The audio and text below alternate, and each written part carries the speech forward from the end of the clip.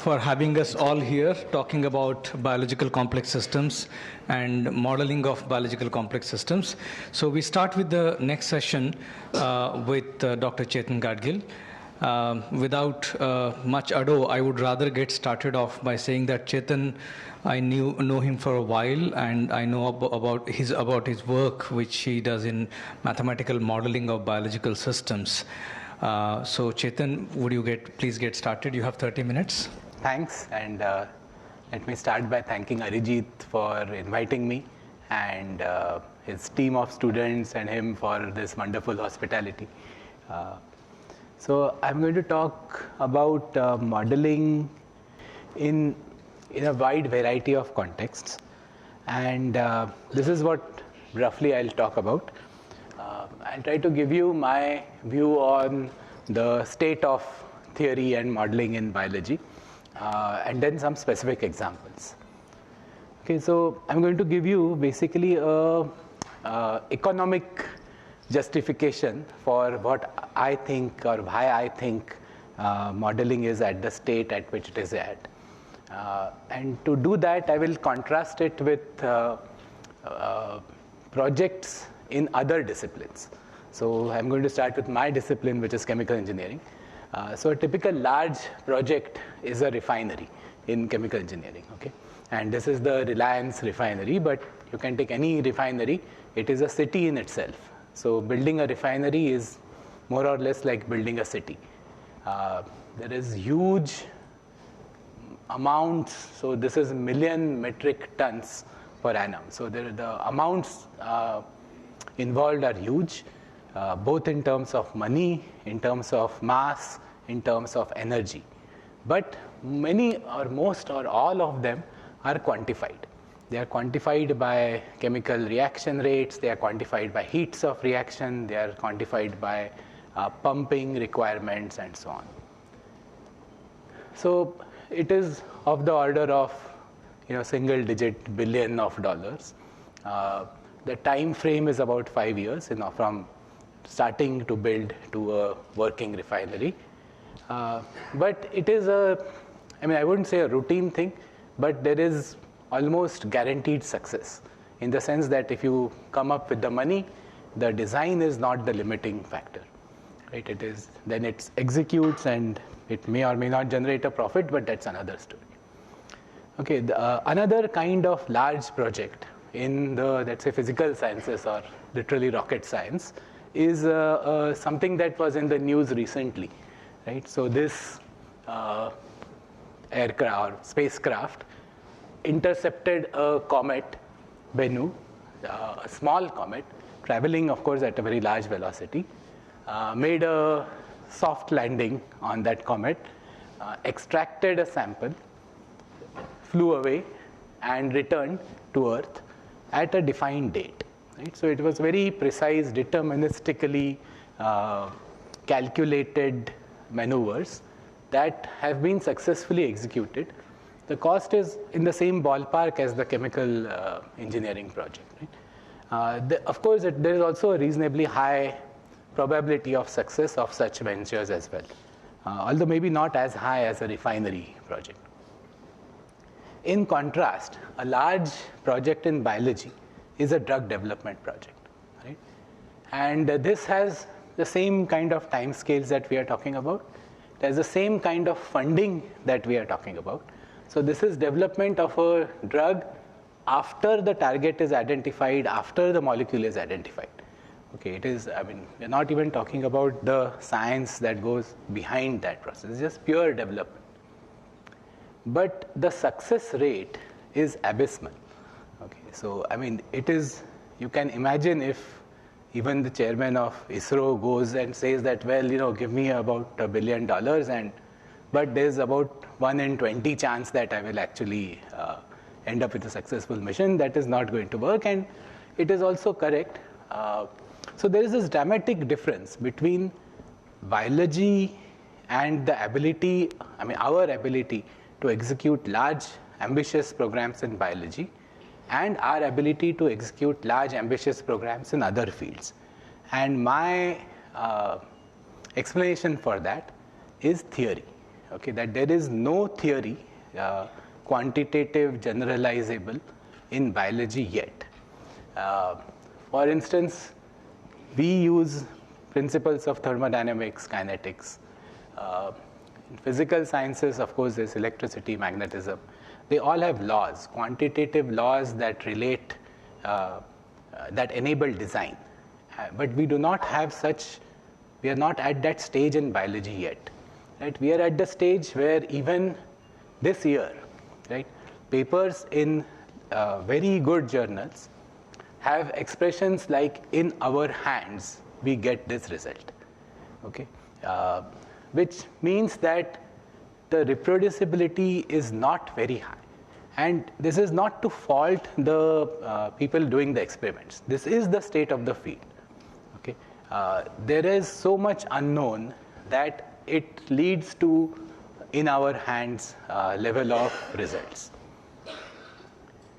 There are no real models that work across scales in biology. And to add to it, biology itself is far more complicated than, I would say, rocket science even. Because of what, as the previous speakers have pointed out, a large degree of loops, positive and negative feedbacks that lead to paradoxical and results in the literature that lead to observations that are not necessarily intuitive. Right? So then what is, to me this is good. I mean, in the sense that it is a good time to be working in this field, in the field of theory in biology, because this is the 1700s of physics. Okay, so there is lots and lots to be explored, and there is lots and lots to be discovered. However, practically speaking, I like this quote, where especially in biology, the point of a model is not a grand unified model that explains end-to-end anything. So a model is a specific prediction. So we want to answer a specific question. It's only about certain aspects of the world. It's only about a subset of this system. I don't know where this pointer is going, but I'm not handling it. So, and the other point is to organize experimental observations, okay? Which means to organize observations from disparate labs into one conceptual or theoretical framework. And always remembering that, as in all fields, models are wrong, but some are useful. So what do we do? Right? So the way we start formulating models is by making choices. And the choices could be whether to treat our system as individual entities, whether to count molecules, cells, etc., or to treat them as a continuous whole. I have no idea where this is coming from, okay? So if it wanders,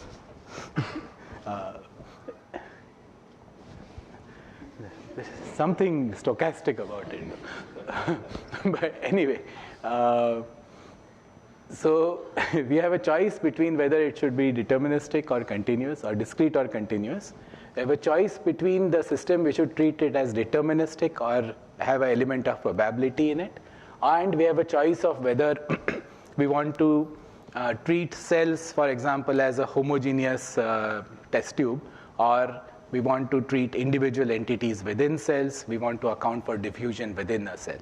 Right? So whether we want a mixed system or a spatial system. All examples I will talk about are these. So they will be continuous systems that are well mixed and deterministic. Right? So I will describe them by ordinary differential equations. So 4 examples. The first is a seemingly unintuitive observation about GPCR activation. Okay? So the experiment is as follows. You have a GPCR that is treated with its ligand, right? So this is a receptor, it has an extracellular ligand to it, and ligand is always present for the purpose of this experiment. And the extent of activation of this receptor depends on the G protein that binds to this ligand-bound receptor. Okay, so it's a ternary complex. The G protein itself is of two types. One is the cognate G protein, the native one, and the other is a non-cognate one. So obviously, if the cognate binds, activation is larger. You get a larger extent of activation. If the non-cognate G protein binds, you get a lower extent of activation.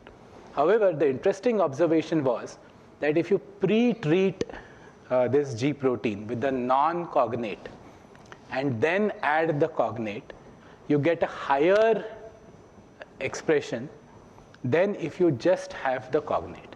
Okay, so it seems that something which is not supposed to really bind, or not supposed to bind very well, is enhancing the effect of the other molecule that does bind well. Okay, so why is this happening? And of course, I'm going to show you that our simulations captured this phenomena, but the state of the art in G protein or any really receptor ligand binding and activation are such models, cubical models, where the receptor exists in different states: bound, unbound, activated, unactivated, and so on. Okay. However, all the analysis, because ligand receptor binding and transitions are typically reasonably fast compared to cell division times, all analysis are pretty much steady state analysis. Okay. And also they are limited to one kind of G protein. So there's no competition that has been considered before. What we did was we built slightly more complicated model. This is like a cube in a cube kind of structure. This is actually a prism in a prism. So it's called a tesseract. And this was one of the points of intersection between my teenage kid and me. Okay, because somehow kids of a certain age, and maybe you guys too, I did not know what a tesseract was, for instance. But a tesseract in current, I don't know if anybody has any idea of where you have seen this word, that a tesseract apparently to kids of a certain age is able to contain an infinity stone. Okay, so, but that apart, in the GPCR world, we have this geometric structure that represents transitions between G protein receptor states, whether bound, unbound, active, inactive, etc. However, what we were able to show that even for this complicated model, we can analytically carry out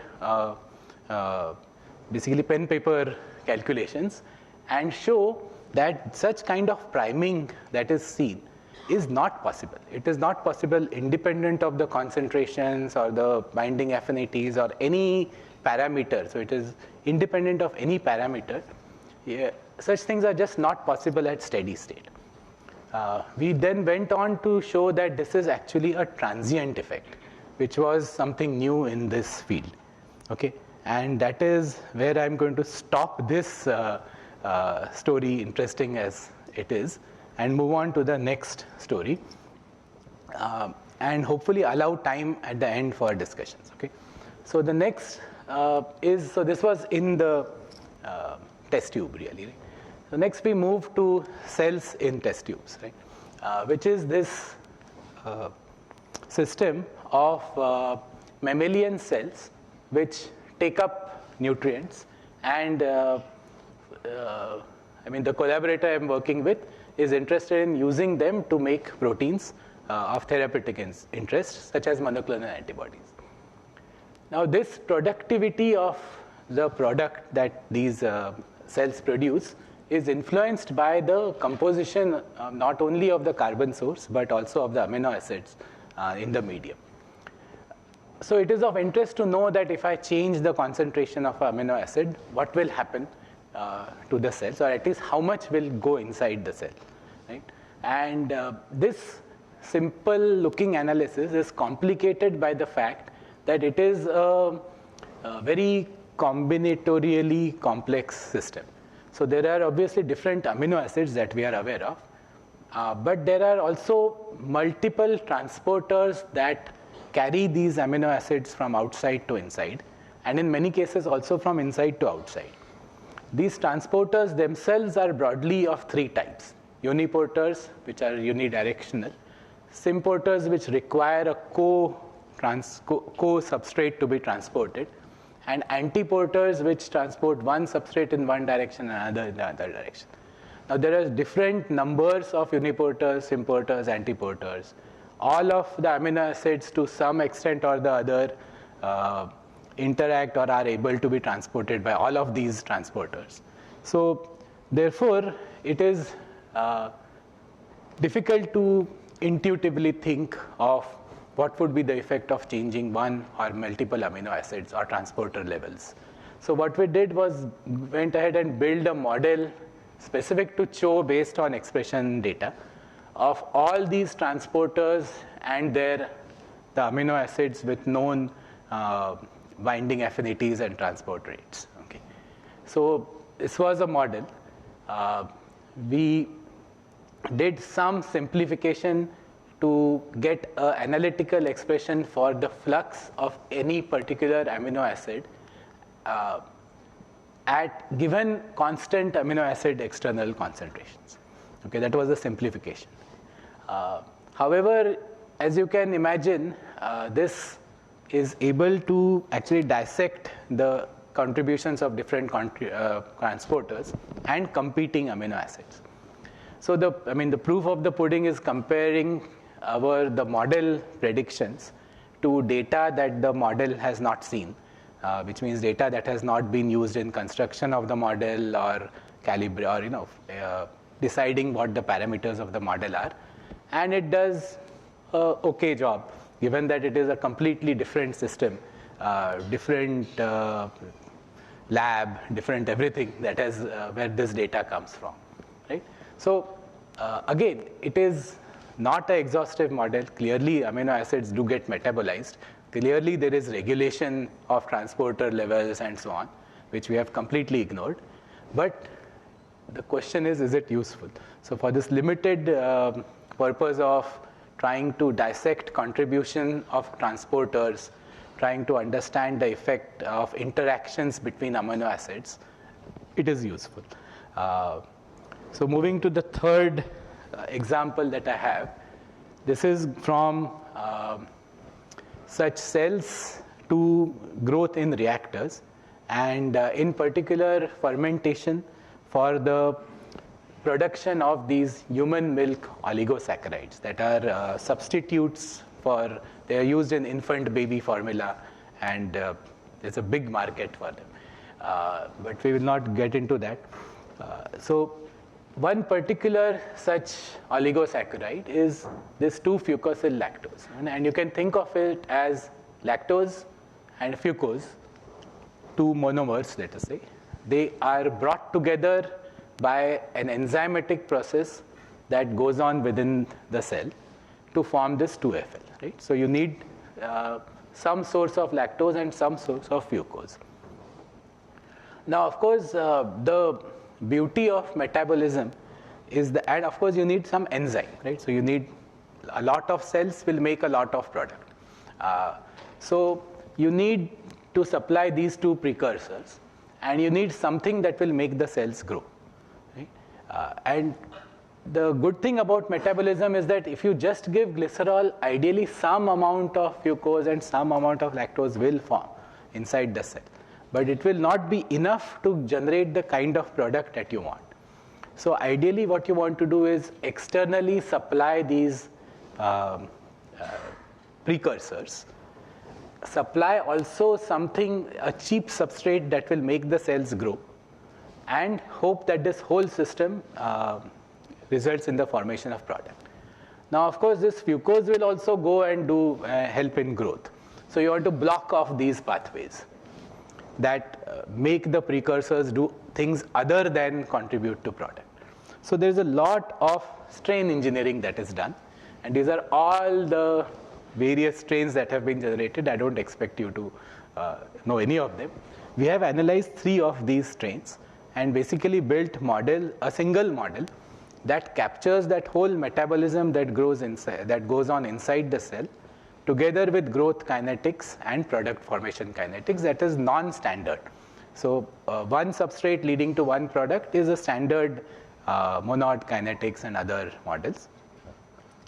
So what we were able to show is that the model predictions, which is all the solid and dashed lines, are very good match really with the experimental data, which is all the symbols. And this very good match, of course, is not here. The calibration and validation are not different sets. Okay, so it is a good match, not in terms of its predictive power, but its power to capture this system. So for instance, if instead of starting the feed here, if you start here, the model will be able to capture the kinetics of growth and product formation. So this is a good model for the limited purpose of process optimization. Right? It is not a good model to to predict multiple changes in the metabolism. Right?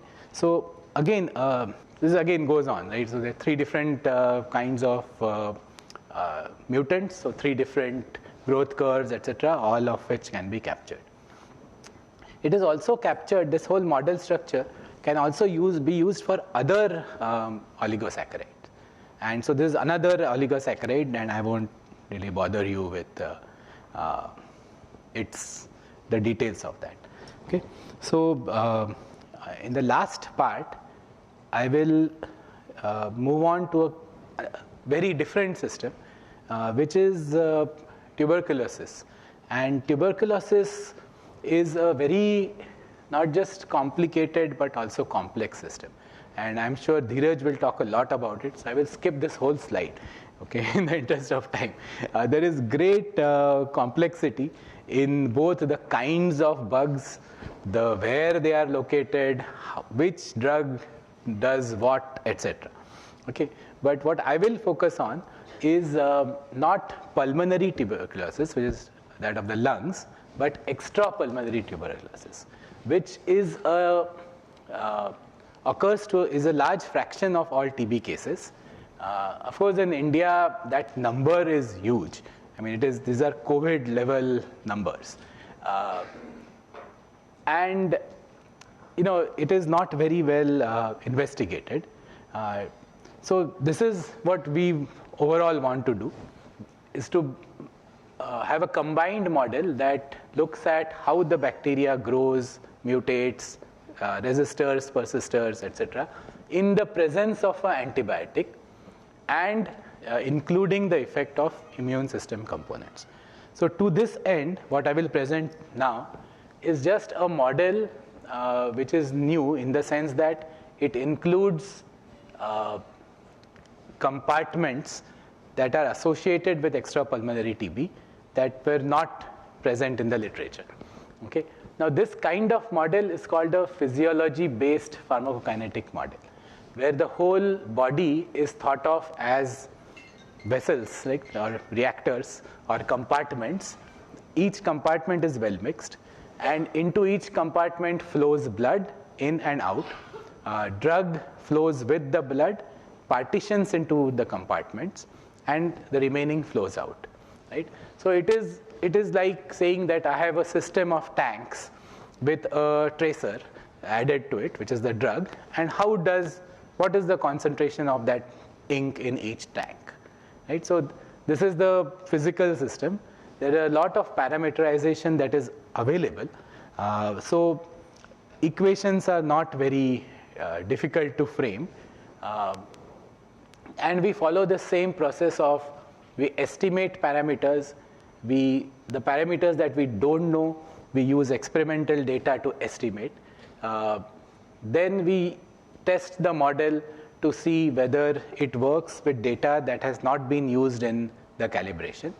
And if that happens, then there is some confidence in the predictions that the model makes. Right? So this is calibration. So this is data that is been published, and on the 4 frontline TB drugs. These are part of the standard cocktail of drugs that is prescribed if you are diagnosed with TB. And these are basically time versus concentration data. And the model does a good job of capturing this data, which is not unexpected, because this is the data that is used for calibration. Right? So some of the parameters that are not known or available in the literature are estimated using this data. Right? But here the only thing that is changed is the drug dose that corresponds to that particular experiment. And even then, the model seems to do a reasonable job of capturing the drug kinetics. So we have some confidence in the model, and we can now think of the completely different compartments which have neither been used in calibration or validation, and how does the model predict. So this is some data available for a particular compartment. You can see that for some the match is terrible, but for others it is okay, given that. So as you will see in all these results, right? In the first result, it is very tight. It's a very tightly controlled system in vitro. So the accuracy is good. The confidence in the data is good. This is in vivo data. So the natural spread in the data is also good. So the expectation from the model varies accordingly. What the model can do now is predict at the EPTB sites if the antibiotic concentrations are lower than the values that are required, the minimum inhibitory concentrations, the critical concentrations, or they are higher. And if they are higher, what fraction of the time are they higher? Okay, so this is a tool to help thinking that if the same dose is given as is prescribed for pulmonary TB, will it work effectively for extrapulmonary TB? Right? So all these, I hope I have shown, are specific models designed to answer specific questions about small systems. And what I have not shown is many other things that are going on in the lab. Some theory of how motifs react to learning kind of impulses, and other experiments that we are trying to analyze, including purely chemical systems. So in short, if you are a student or you know a student interested in either PhD or like Rahul, I'm going to make a sales pitch. So if you have, we do have positions available. Okay, so I'll stop here. Thank you all. All the persons in italics are the students who have worked on it, so they deserve the applause. But thank you. Thank you, Chetan. That was a wonderful exposition for both what is not possible with models and what is probably possible with models. So with that, we have a few minutes for questions. So are there any questions? Any questions? Yeah. That was really nice, Chetan. Great overview from your colleague. Yeah. My question is related to your second problem, and I was really interested in understanding the failure modes of that model. When you see for alanine, for aspartate, etc., you're not able to predict the uptake using your model. Yeah. Initially, I thought it was because maybe the uptake rates are very small, like for aspartate, but even for alanine, where there's like a huge rate. So there is an explanation for that, which is metabolism, I think. I should know this, but I will go back and look it up. This is all published work. That was also one of the things that I did not point out, that even if I have given this hand-waving view, there is a detailed exposition of all the models, including the fact that it doesn't work. Especially for alanine, I think we are not capturing the fact that it is both ways transport, as well as it should. But you're right. There are two, I think, or three, in fact, amino acids where it is qualitatively different. The model predicts uptake, whereas it is, the data suggests that it is coming out of the cell. So those we are fully analyzed, but I do not recall off the top of my head. So Maybe we can discuss in yes, Pune. Absolutely. Yeah. Chetan, All right. Any other questions? Yeah. great to see the length and breadth of topics covered in your group. My, of course, question is regarding the last part, the Yeah. PTB. So I know you shared the paper, but I'm guilty of not reading it entirely. So the tissue partitioning from, from blood, Yeah. for every molecule will be different, right? Yes. Depending on its own partitioning coefficient. Yes. So how did you get that parameter? I mean, that's the most fundamental Yeah, to absolutely. see the distribution. So there is this data, so it is in effect a correlation based on the chemical properties of the drug. So for example, the log P values and so on that are experimentally known. So log P is oil water partitioning coefficient, okay, roughly speaking. So those are measured routinely for all drugs. And there are these correlations that take those values coupled with the chemical structure of the, what is the electronegativity, what is the size, and they relate it to tissue partitioning. So this Rogers and Rowland method is what we have used, but there are 2 or 3 available. They all come up with similar numbers. So because these are purely, we are actually experimentally doing the same thing. Oh, great. Well, then we To should look at definitely different talk tissues, all 14 drugs, how much of these drugs are going at different tissues. Okay, we definitely have to talk then. It will be very excellent to No, this is not our work. This is already published, and it is not specific to TB drugs either. So it is in general, how do chemical entities distribute based on their in vitro measurements of size, as I said, partitioning primarily, oil water partitioning and things. Thanks. Okay, maybe we have scope for one more question, and after that, we'll have to take it later because we'll be running out of time. Sorry for that.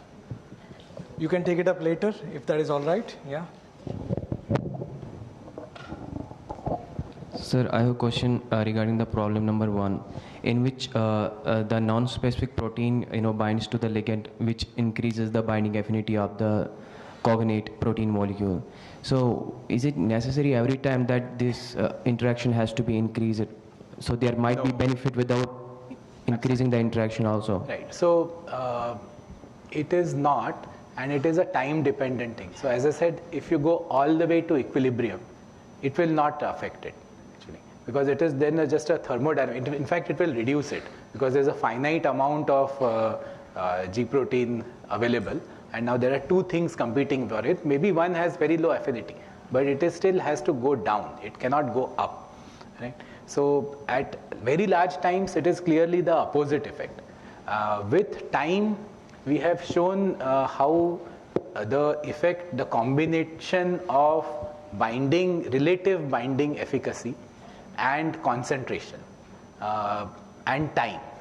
So depending on where you measure, depending on how much you add, the results qualitatively change. But it is captured in the model. Okay, thank you. Perfect. I think we will have to wait and take the questions later. So let's give a round of applause to Dr. Chetan Gadgil for that wonderful exposition. Thank you.